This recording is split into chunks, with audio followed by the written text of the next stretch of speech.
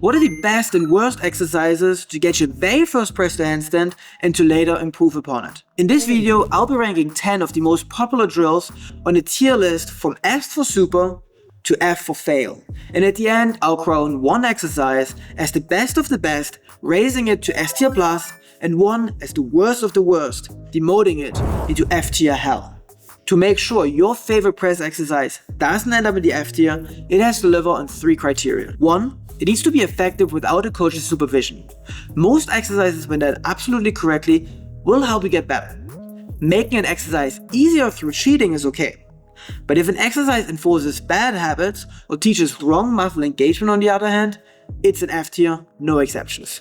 Second, it needs to feel good and be enjoyable to do. If an exercise brings you pain or is simply frustrating due to a lack of success and progress, you'll not be training regularly and the exercise becomes rather useless as you'll skip it anyways. Lastly, the exercise needs to be scalable and have clear progressions. If you cannot regress an exercise to meet you at your current level and then further progress to go above and beyond, the exercise becomes kind of useless.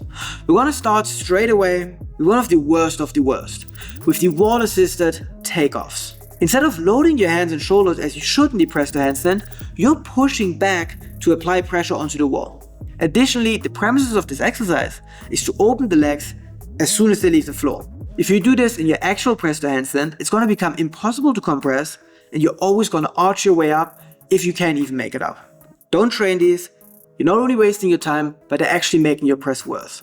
Absolutely an F tier. Next, we have sitting leg lifts or general compression strength exercises. Compression is something you need in your press to handstand, and most compression exercises are highly scalable to different levels of difficulty. Unfortunately, compression strength is greatly overrated for the press. Most coaches program compression exercises to give the athlete the feeling that they're working hard for the press to handstand, when in reality, they're really just working hard.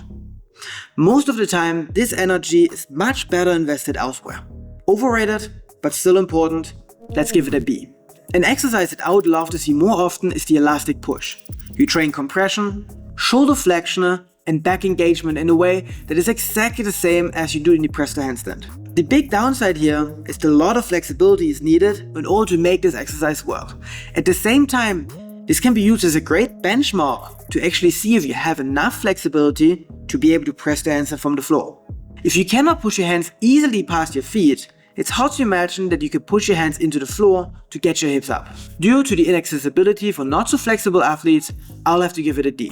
The walking dead or press walk exercise is an incredible tool to train the beginning of the press to handstand. It is highly scalable, absolutely vital, and hard to mess up. Start by training the walking dead with elevated hands. Then eventually you're gonna do it on the floor or even elevate your feet. You're gonna practice takeoffs where you don't just press onto the blocks but over the blocks.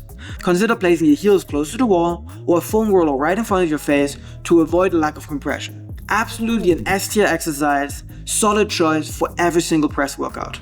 Bench zombies are my press to handstand go-to exercise for every single athlete. They teach you all the important aspects of the press to handstand, focusing especially on the hardest part, on the transition, as they let you train the bottom half as an eccentric.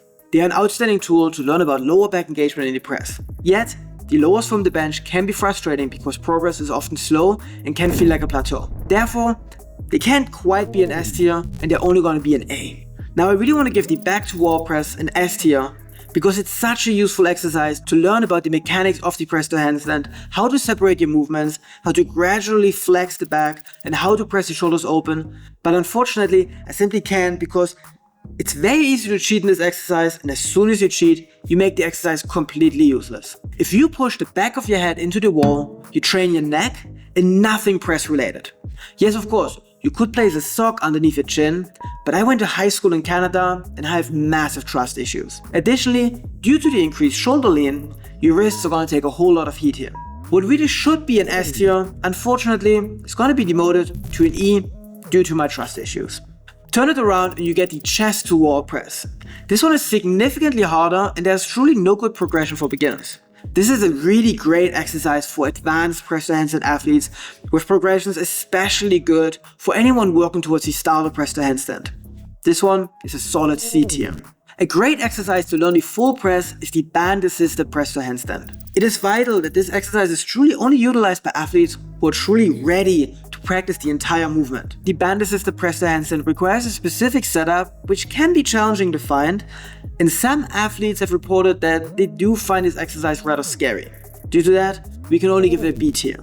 The tuck handstand is mostly forgotten, but extremely vital. A good tuck and a press are practically the same thing. Most people who struggle with the mechanics of the press cannot tuck. Progressions such as the tuck slide, freestanding tucks, and the box tuck are key here, an absolute S tier. Usually, the very first thing an athlete needs to work on when they dream of the press to handstand develops inside of them is their flexibility. After all, the press to handstand is a flexibility skill primarily. If you can fold well, you can lean your shoulders less, and everything gets much easier. Hamstring stretches, pancake stretches, lower back engagements, and sitting good morning progressions will help you break through. Press-specific flexibility training is going to be rated as an A-tier exercise, as it is not absolutely necessary for all athletes, as some, even though very few, are already flexible enough when they first start training for the press to handstand. Now, if out of all of these exercises, I would have to crown one and make it our very best, the star press to handstand exercise, basically turning it into the only exercise that you need to practice, I would choose the bench zombie exercise. Now I know, it wasn't even an S tier to begin with, but this was purely due to what can feel like slow progress. And if I would have to choose one exercise that I think you should never ever do again and demote it to F tier hell, then it would be the wall-assisted press takeoff. They literally train and reinforce the mechanics that we're trying to get rid of in every single press training session. If you want to utilize these drills and truly learn to press to handstand with workouts that are custom tailored towards your current level, then I highly encourage you to check out my online program, the Press to Handstand Academy. Join countless of other athletes on this epic journey towards improving your flexibility, your strength, getting your first press to handstand, and then of course, pushing far beyond it. Thank you for watching. Don't forget to leave me a thumbs up if you enjoyed the video and subscribe if you haven't yet. If I were you, I would check out these two videos next. Get to work.